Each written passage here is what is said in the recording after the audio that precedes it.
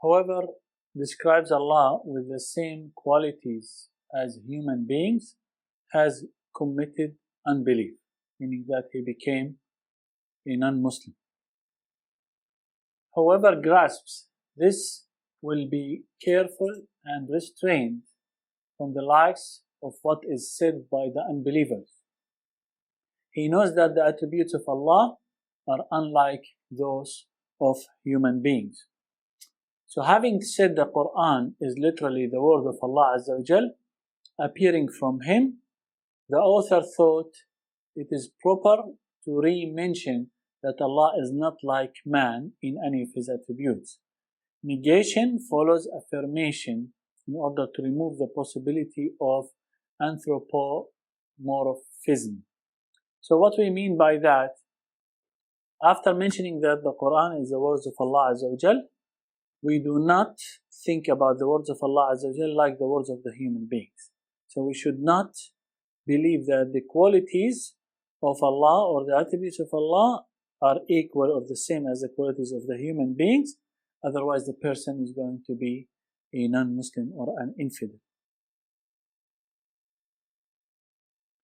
The way Allah has described Himself and the way the Prophet ﷺ described Him contain no anthropomorphism, which means it's like making Allah similar to the creatures.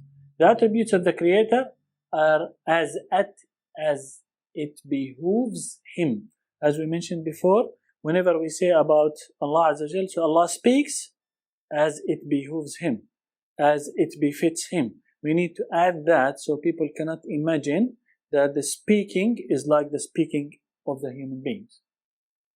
And the attributes of the created are as it behooves them. So the creatures, they speak in a manner that behooves them, that befits them. All those who grasp this point will take heed, mean that if one ponders what the author has said regarding the affirmation of Allah's attributes and the negation of anthropomorphism and its evil consequences, he will understand and not make the statements similar to that of the disbelievers. So the disbelievers will think about the Creator as the creatures.